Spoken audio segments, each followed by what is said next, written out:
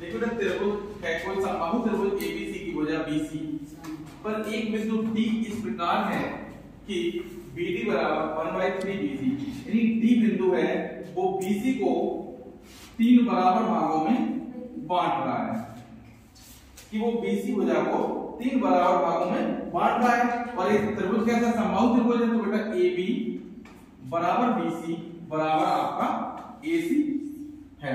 ठीक, इसको हम लिख कर लेते हैं, मान लेते हैं कि इन सभी का मान कितना है टोटल, यानी प्रत्येक भुजा 2x है, सॉरी 6x लेके चल रहे हैं क्योंकि 1/3 है, तो ऐसी संख्या लेते हैं जो 3 से कट जाए। ठीक है, 6x लेके चले तो ये 6x है बेटा, ये भी 6x है और ये भी 6x है।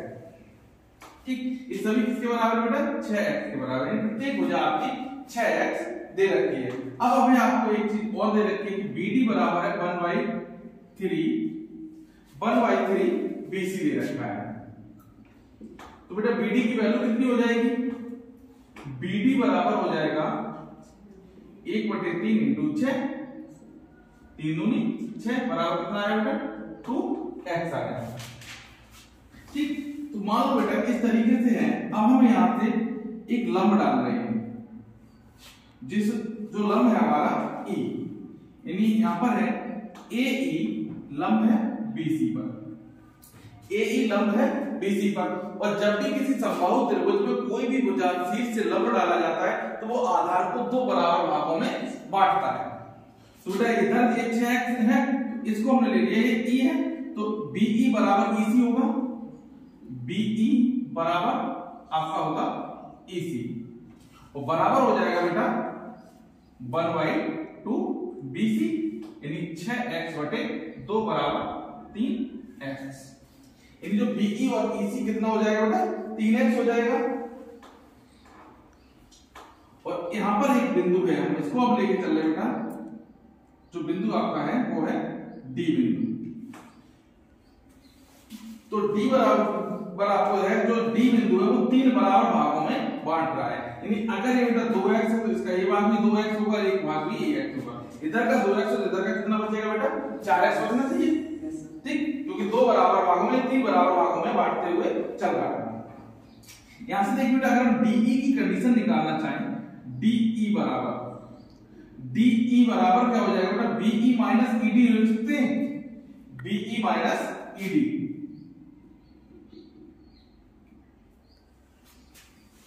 और BE माइनस ED, तो ये पूरी टोटल बेटा कितनी है, 3x है, तो ये तो 2x हो गई, तो बेटा ये कितनी बची x। तो यहां से देखिए BE माइनस ED, तो बेटा DE बराबर क्या होगा, DE बराबर यहां से देखिए बेटा 3x माइनस के 2x बराबर कितना आएगा 3x माइनस x बराबर आएगा बेटा 2x।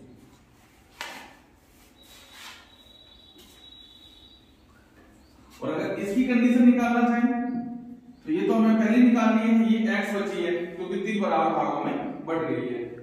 अब देखिए, अब हम लगाते हैं पाइथागोरस प्रमेय।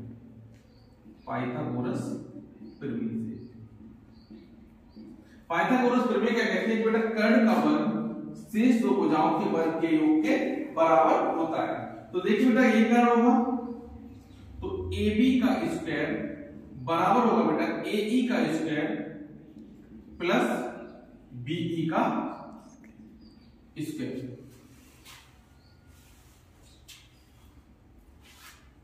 तो बंद कर दे उसको, मजा नहीं आएगा। देखो ना AB का वर्ग बराबर AE वर्ग प्लस BE वर्ग। अब ले ले रहा हूं त्रिभुज AED से, त्रिभुज AED से, तो बेटा ये भी समकोण त्रिभुज है, तो AD का वर्ग बराबर होगा बेटा AE का वर्ग प्लस BE का वर्ग। यहां से बेटा अगर हम कंडीशन निकालना चाहें AE की, तो AE का वर्ग बराबर हो जाएगा AD का वर्ग माइनस DE का वर्ग। इसे हम कंडीशन 2 मान रहे हैं। ठीक, अब देख लो बेटा समीकरण 1 व 2 से, 1 व 2 से, तो देखिए बेटा पहला समीकरण है कि AB का वर्ग बराबर है AE। तो बेटा AE की जगह हम ये वैल्यू ले सकते हैं AD का स्क्वायर माइनस DE का स्क्वायर प्लस आपका BE स्क्वायर। सबकी वैल्यू रख दो बेटा। तो बेटा AB की वैल्यू कितनी है? AB की वैल्यू बेटा कितनी? 6x का स्क्वायर बराबर AD की वैल्यू बेटा कितनी है? AD हम छोड़ रहे हैं तो AD का स्क्वायर माइनस DE की वैल्यू हमने निकाली बेटा कितनी है? x स्क्वायर प्लस BE की वैल्यू बेटा कितनी है? 3x का होल स्क्वायर। इससे सॉल्व कर ले रहे हो बेटा। तो इन सबको मिश्रण में लेके आएंगे। 6 का वर्ग होगा 36x स्क्वायर प्लस के x स्क्वायर माइनस के 9x square equal to AD square. ठीक, बेटा AD स्क्वायर बराबर हो जाएगा 36x 36 से 37 में बेटा लॉग नंबर बेटा कितना बचेगा?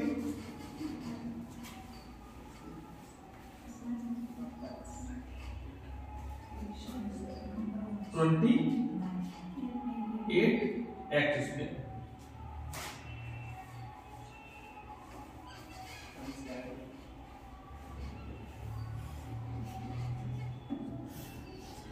अब बेटा हमें सिर्फ क्या करना है? 9AB स्क्वायर और इधर 7AB स्क्वायर। अगर हम एक काम कर ले बेटा 9 का दोनों पक्षों में गुणा करते हैं।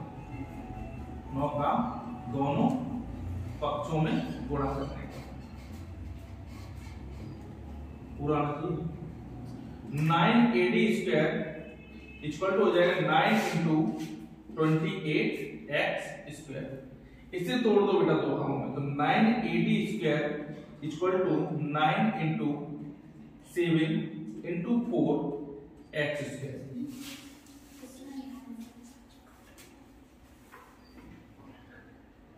ठीक, अब देखो बेटा इसका मल्टीप्लाई इसके साथ कर दो तो बेटा हो जाएगा 9AD square equal to 7 into 36x square. 36 इसको हम लिखेंगे 6x का स्क्वायर लिख सकते हैं। तो 9AD स्क्वायर